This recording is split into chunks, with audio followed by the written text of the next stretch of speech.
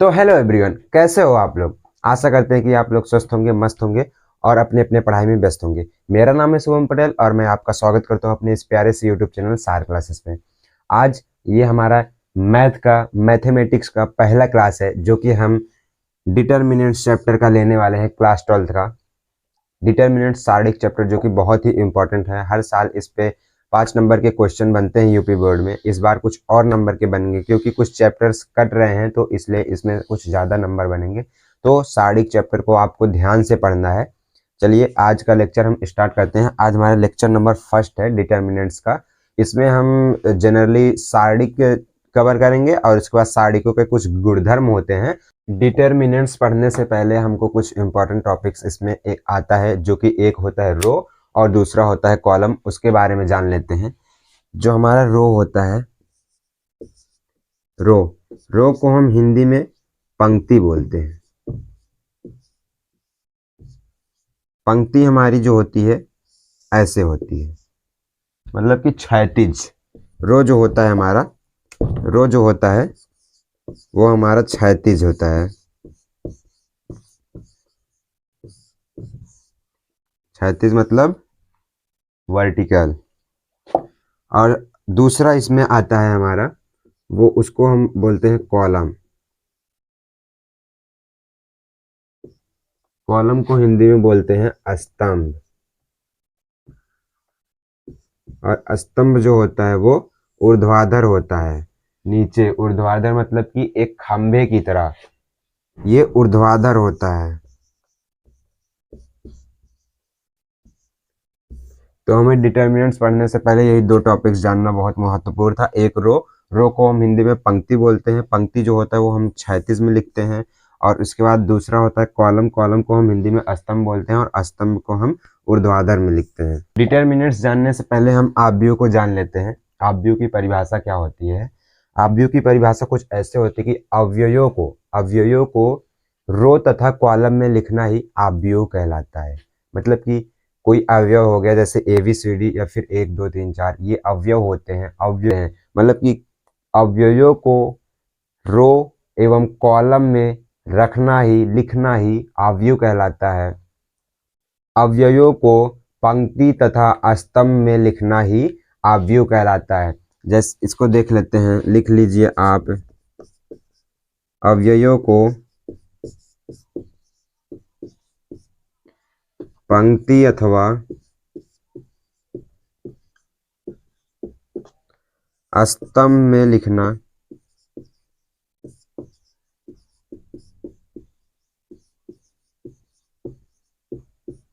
ही अवयव कहलाता है।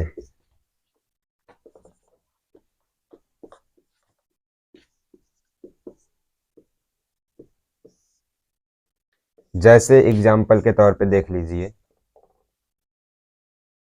एक अवयव हो गया A, ठीक।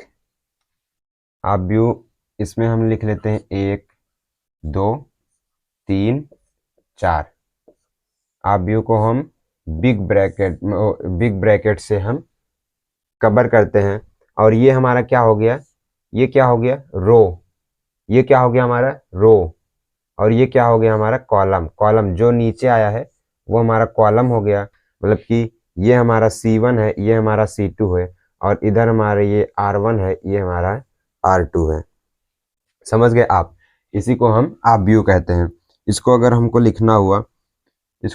लिखना हुआ तो हम कैसे लिखेंगे। A बराबर, इसको हमको मल्टीप्लाई करना पड़ेगा। A बराबर कितने का है, ये 2 क्रॉस 2 का अवयव है। मतलब कि 2 गुणे 2 का, 2 कॉलम और 2 स्तंभ है, इसलिए ये 2 गुणे 2 का अवयव है। और ये इसको हम वर्ग अवयव भी बोलते हैं, क्योंकि इसमें पंक्ति और स्तंभों की संख्या बराबर है, इसलिए इसे हम वर्ग अवयव भी बोलते हैं। इसको अगर हमको निकालना हुआ, ए बराबर निकालना हुआ अगर हमको, तो 1 गुणे 4 करेंगे और माइनस का 2 गुणे 3, माइनस लिखते हैं बीच में, तो A बराबर हमारा आ जाएगा माइनस का 2। सारणिक की परिभाषा मतलब कि जो वर्ग अवयव होता है उसी को हम सारणिक कहते हैं। मतलब सारणिक जो होता है उसमें कॉलम की संख्या और रो की संख्या बराबर होता है। सारणिक की परिभाषा हर जो वर्ग आव्यूह होता है, हर वर्ग आव्यूह को एक संख्या के रूप में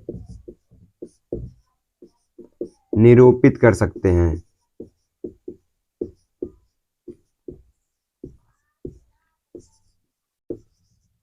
निरूपित कर सकते हैं उसी संख्या को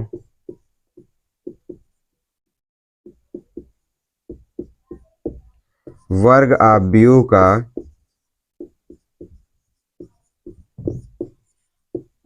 सारणिक कहते हैं।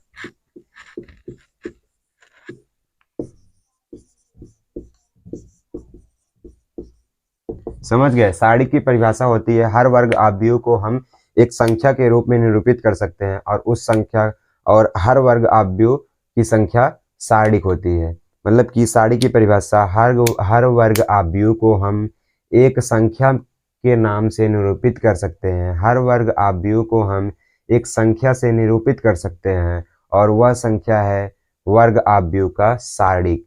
इसी को हम सारणिक कहते हैं। सारणिक का एग्जाम्पल आप देख लीजिए, जैसे कि ये ए बराबर कोई सारणिक को हम मॉड में लिखते हैं, आव्यूह को हम बिग ब्रैकेट के अंदर लिखते हैं और सारणिक को हम मॉड में लिखते हैं। तो मॉड के अंदर हम क्या लिखेंगे, जैसे यहाँ पे 2 हो गया, यहाँ पे 3 हो गया, यहाँ पे 4 हो गया, यहाँ पे 5 हो गया, तो ये वर्ग आव्यूह है। मतलब कि 2 गुणे 2 का वर्ग आव्यूह है। ये 2 गुणे 2 का वर्ग आव्यूह है और वर्ग आव्यूह है, इसलिए इसे हम एक नाम दे सकते हैं जो है सारणिक। समझ रहे हैं? इसको हम वर्ग आव्यूह ना बोल करके हम इसे सारणिक बोल सकते हैं। 2 गुणे 2 का सारणिक। समझ गए आप? इसी को कहते हैं सारणिक। चलिए इसके हम कुछ एग्जाम्पल देख लेते हैं। ये एक ये आव्यूह है, एक ए आव्यूह है जिसका मान है ए बी सी और डी। और ये आव्यूह है, इसको अगर हमें सारणिक बनाना हुआ तो सारणिक को हम मॉड में लिखते हैं। तो मॉड ए बराबर मॉड में ए बी सी डी। ये हो गया हमारा सारणिक। यहाँ लिख देते हैं मॉड ए बराबर मॉड में ए बी सी डी। ये 2 गुणे 2 का वर्ग आव्यूह है, इसलिए हम इसे सारणिक कहते हैं। हर वर्ग आव्यूह को हम सारणिक बोल सकते हैं। तो इसको हम सॉल्व कैसे करेंगे? एक फार्मूला है, प्रथम विकर्ण गुणनफल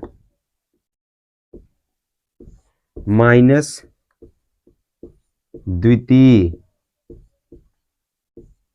विकर्ण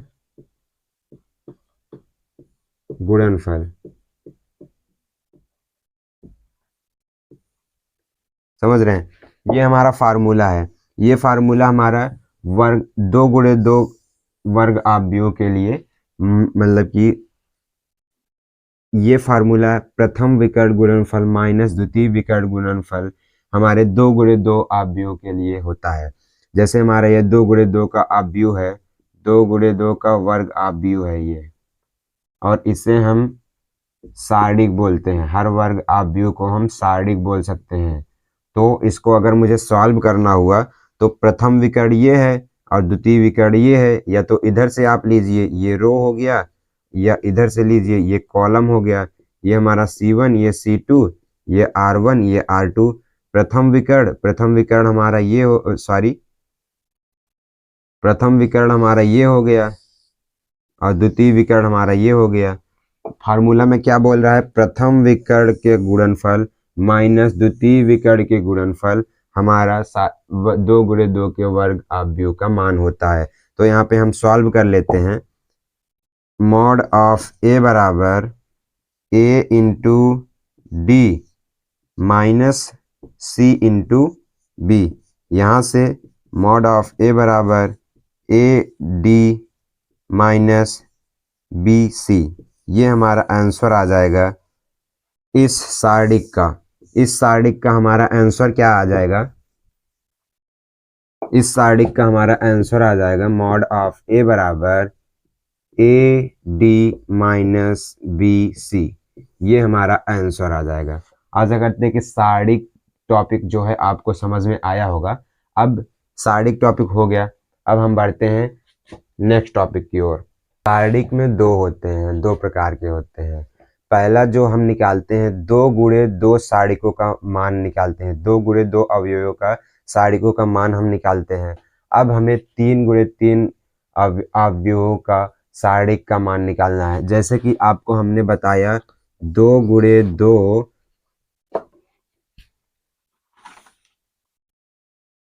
अभी आपने देखा 2 गुणे 2 अवयवों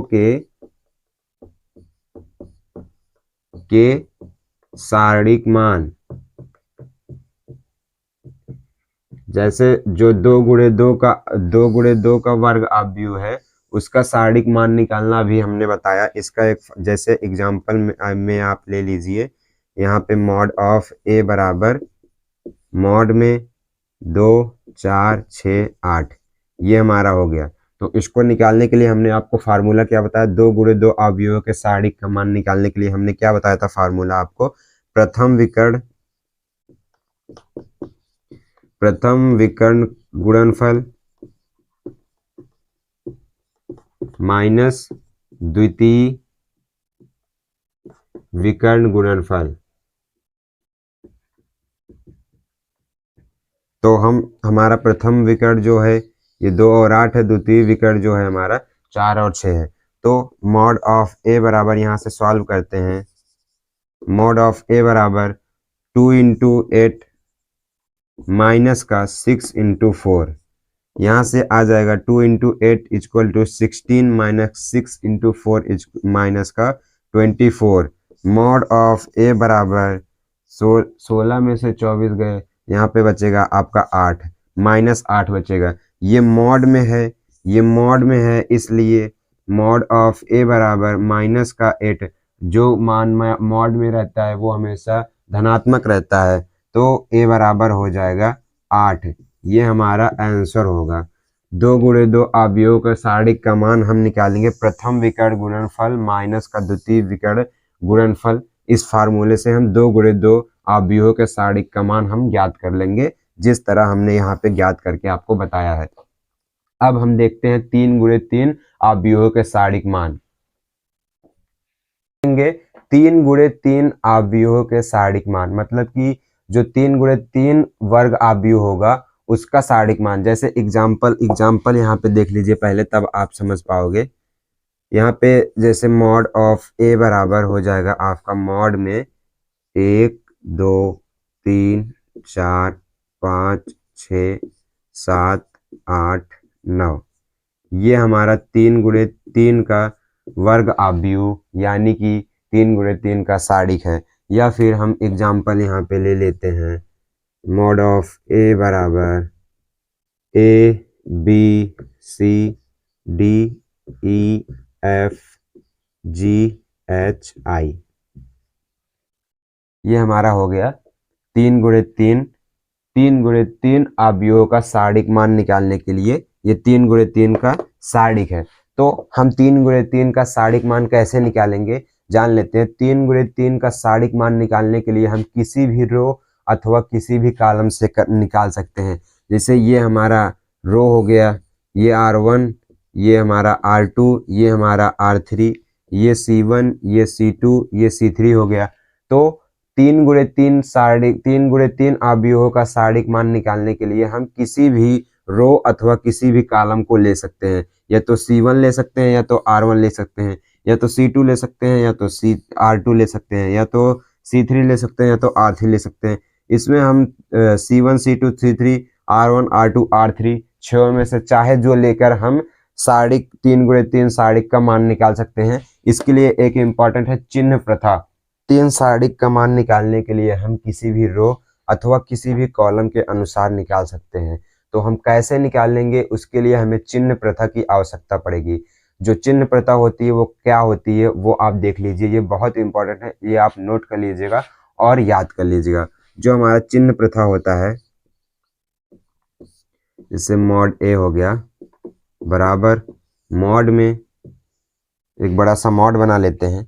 यहाँ पे हमारा R1 हो जाएगा, यहाँ पर हमारा R2 हो जाएगा, यहाँ पर हमारा R3 हो जाएगा, यहाँ पर हमारा C1, यहाँ पर C2, यहाँ पर C3।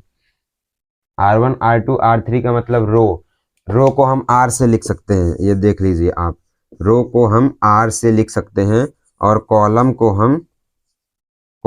हम C से लिख सकते हैं।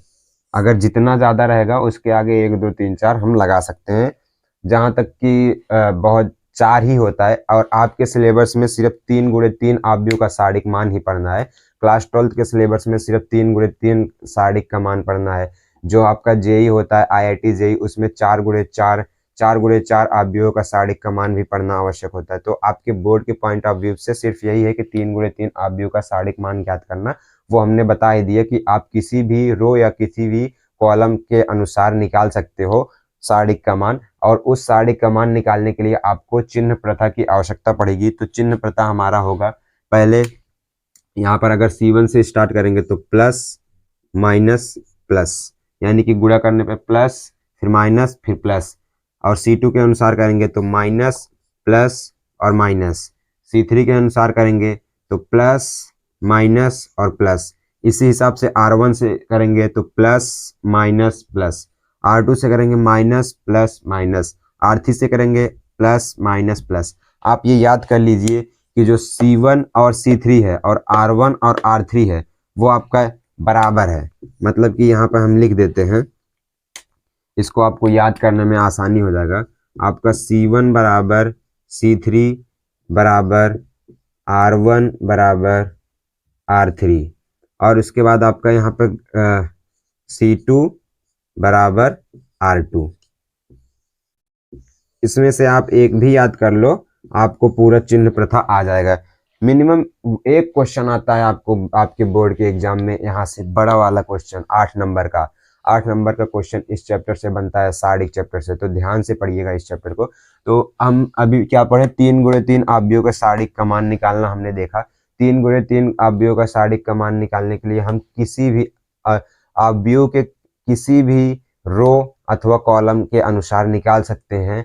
और 3 × 3 आव्यूहों का सारणिक मान निकालने के लिए हमें चिन्ह प्रथा की आवश्यकता पड़ेगी। जो हमारा चिन्ह प्रथा है वो कैसे है, plus minus plus, minus plus minus, plus minus plus. अगर कॉलम के अनुसार चलेंगे तो plus minus plus, minus plus plus, plus minus plus. समझ गए आप? तो आपका चिन्ह प्रथा और 3 × 3 आव्यूहों का सारणिक मान ज्ञात करना भी हमने देख लिया। हमने क्या क्या देखा, सारणिक की परिभाषा देख ली, आव्यूह देख ली, और उसके बाद आपका अभी हमने देखा 3 × 3 आव्यूहों का सारणिक का मान। तो उस सारणिक का मान निकालने के लिए हमने जो आपको इतना थीरीज बताया, उसके अनुसार हम एक क्वेश्चन बताते हैं। मैथ की बात आए और क्वेश्चन ना रहे तो वो बात अलग हुई ना। तो हम क्वेश्चन नंबर 1 हमारा होता है, किसी आव्यूह में 1 2 3 4 5 6 7 8 9 ये अवयव हो गए, 9 अवयव हो गए। ये 3 × 3 आव्यूह है, 3 × 3 का वर्ग आव्यूह है। इसको हमें सॉल्व करना है। इसको हमें सॉल्व करने के लिए पहले हम इसका चिन्ह प्रथा देख लेते हैं। पहले चिन्ह प्रथा क्या होता है, यहाँ पर C1 C2 C3 R1 R2 और R3, plus minus plus, minus plus minus, plus minus plus, ये हो गया। यहाँ पर हमारा ये हो गया R1, ये हो गया R2, ये हो गया R3, ये हो गया C1, ये हो गया C2, ये हो गया C3। तो हमने आपको क्या बताया था, 3 × 3 आव्यूहों का सारणिक मान ज्ञात करने के लिए हम किसी भी रो अथवा किसी भी पंक्ति के अनुसार उसका मान निकाल सकते हैं। तो हम इसमें से आपकी मर्जी है, आप क्या लेते हो, C1 लेते हो, R1 लेते हो, C2 लेते हो, C3 लेते हो, जो भी लेते हो। चलिए हम R1 के अनुसार सॉल्व करके दिखाते हैं आपको। चलिए सॉल्व करते हैं, इस क्वेश्चन को सॉल्व करते हैं। यहाँ पे सॉल्व R1 के अनुसार, आपको बोर्ड में ऐसे ही सॉल्व करना है। R1 के अनुसार प्रसरण करने पर, प्रसरण यानी कि सॉल्व करने पर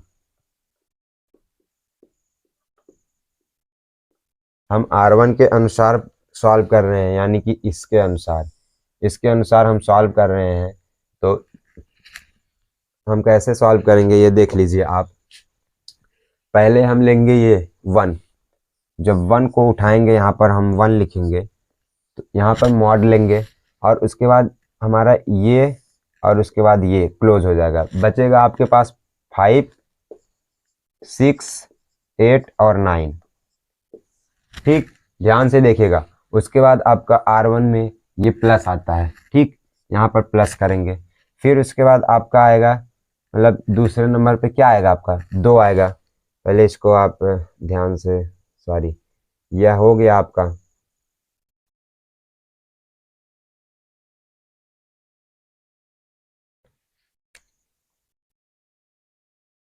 अब आपका आएगा ये 2, मतलब R1 का दूसरा अवयव क्या है, 2। तो 2 आएगा तो हम R1 और C2, ये R1 और C2, ये R1 और C2 दोनों क्लोज हो जाएंगे। तो आपके पास क्या बचेगा, 4, 6 और उसके बाद यहाँ पर 7 और 9। ये आपका बचेगा 4, 6, 7 और 9। तो चलिए इसको हम लिख लेते हैं। यहाँ पे हमारा 2 मॉड में C2 क्लोज करेंगे और R1 क्लोज करेंगे, तो आपके पास क्या आएगा, 4, 6, 7, 9, 4, 6, 7, 9। अब उसके बाद क्या है आपके पास, सॉरी यहाँ पर प्लस नहीं रहेगा, प्लस यहाँ पे रहेगा, मतलब कि प्लस यहाँ पे रहेगा। R1 के अनुसार कर रहे हैं तो यहाँ पर प्लस रहेगा और दूसरे नंबर पे हमारा माइनस रहेगा। अब तीसरे नंबर पर हमारा प्लस रहेगा, ये C3। अब हम ये अपना R1 के अनुसार कर रहे हैं प्रसरण, तो यहाँ पे आएंगे तीसरे नंबर पर। तीसरा अवयव क्या है, 3 है। तीसरा अवयव क्या है, 3 है। तो हम यहाँ पर 3 लिखेंगे और उसके बाद C3 को और R1 को क्लोज करेंगे तो हमारे पास क्या बचेगा, 4, 5, 7 और 8। ठीक, लिख लेंगे 4, 5, 7 और 8। अब ये हमारा मॉड क्लोज हो जाता है। मतलब हो गया, जितना मशक्कत करना था इसी में है, सारी मशक्कत इसी में है। अब इसको हम सॉल्व कर लेंगे। ये हो गया हमारा 2 गुणे 2 का आव्यूह का मान। ठीक, 2 गुणे 2 का वर्ग आव्यूह हो गया। 2 गुणे 2 का वर्ग आव्यूह कैसे सॉल्व करने के लिए आपको हमने बताया था, प्रथम विकर्ण का गुणनफल माइनस द्वितीय विकर्ण का गुणनफल। तो इसको हम कैसे सॉल्व करेंगे, ये हमारा 1 हो गया, 1 को ऐसे लिख देंगे और 5 into 9, 5 into 9 equal to 45। 45 minus 8 into 6, 8 into 6 equal to 48। अब हमारा माइनस आएगा और 2 ऐसे के ऐसे आ जाएगा और उसके बाद 4 into 9, 4 into 9 equal to 36 minus का 7 इंटू 6 इक्वल टू 42। अब आपका यहाँ पर प्लस आ जाएगा और 3 ऐसे का ऐसे आ जाएगा एज इट इज। और अब हम इसको गुणा करेंगे, 4 इंटू 8 आपका आ जाएगा 32 माइनस 7 इंटू 5 35। ठीक, अब इसको हम सॉल्व करेंगे।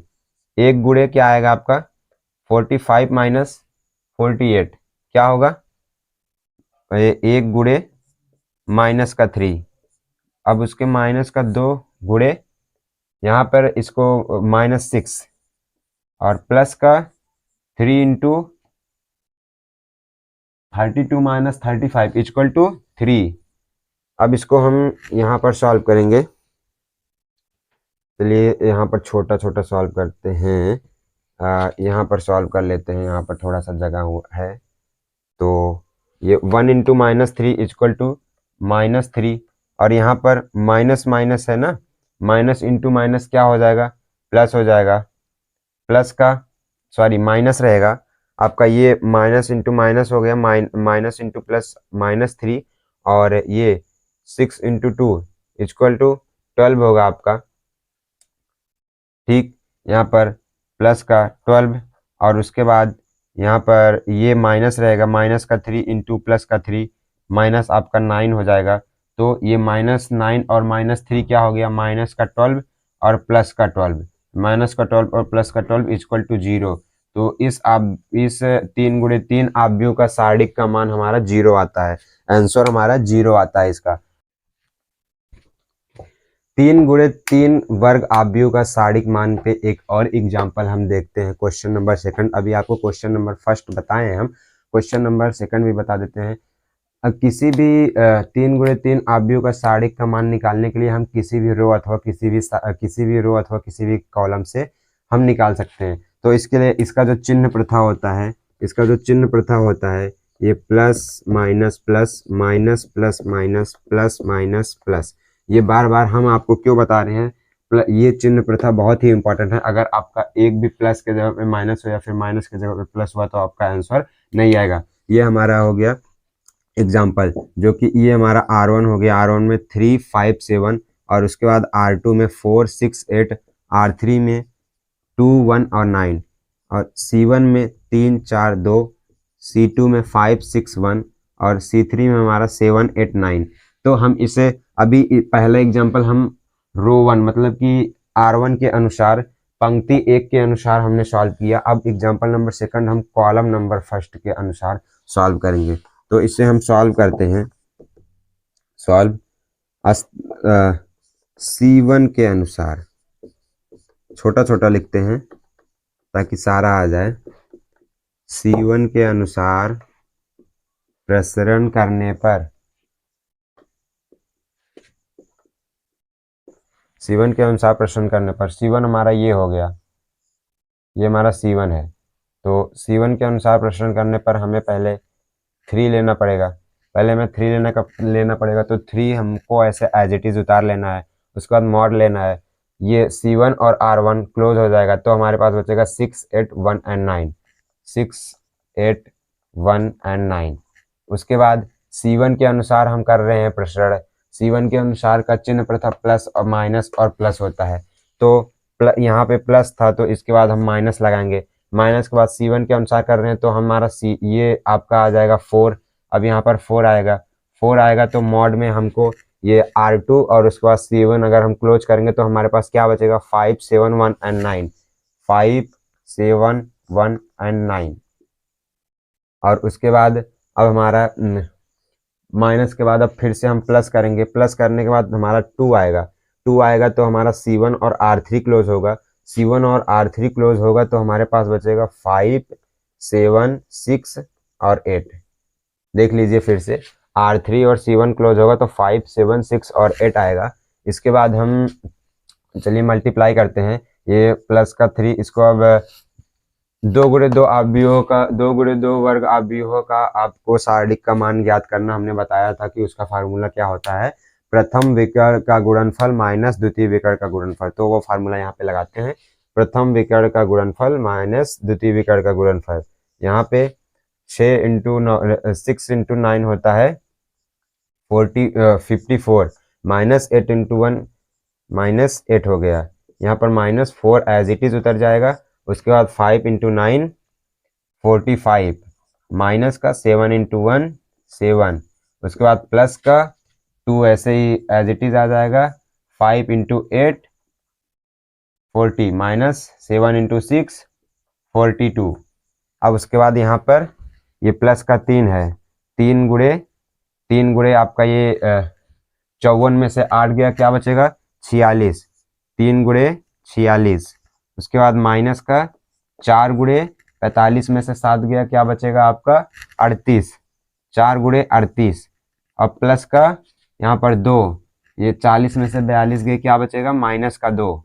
तो अब आपका आ जाएगा यहाँ से 6 तिरिक 18 और 4 3 12, 12 1 13, 138 माइनस 8 चौका 32, 4 3 12 15, 152 प्लस का -4 और प्लस माइनस माइनस हो जाएगा, इसलिए यहाँ पर -4 होगा।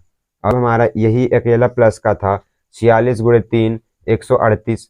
तो हम 138 माइनस क्या आ जाएगा, यहाँ पर इसको जोड़ेंगे 156, ये आपका 18 आंसर आ जाएगा। आपका यहाँ पर 18 आंसर आ जाएगा।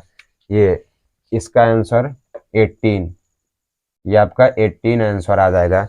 इस पूरे सारणिक का आंसर जो होगा वो आपका 18 आंसर होगा। तो आशा करते हैं कि सारणिक 3 गुणे 3 सारणिक का मान ज्ञात करना भी आपको आ गया होगा। धन्यवाद अंत तक बने रहने के लिए। आज हमने अपने इस लेक्चर में देखा आव्यूह, सारणिक, 2 × 2 सारणिक का 2 × 2 आव्यूह का सारणिक का मान, 3 × 3 आव्यूह का सारणिक का मान और इससे रिलेटेड कुछ क्वेश्चन। तो आशा करते हैं कि ये वीडियो आपको अच्छी लगी होगी, टॉपिक समझ में आए होंगे। अगर समझ में आए होंगे और आपको वीडियो अच्छी लगी हो तो लाइक कीजिएगा और अपने दोस्तों में शेयर कीजिएगा। हम ये सीरीज चला रहे हैं इंपॉर्टेंट क्वेश्चन और क्विक रिवीजन का, तो ताकि उनको भी मौका मिले क्विक रिवीजन करने के लिए।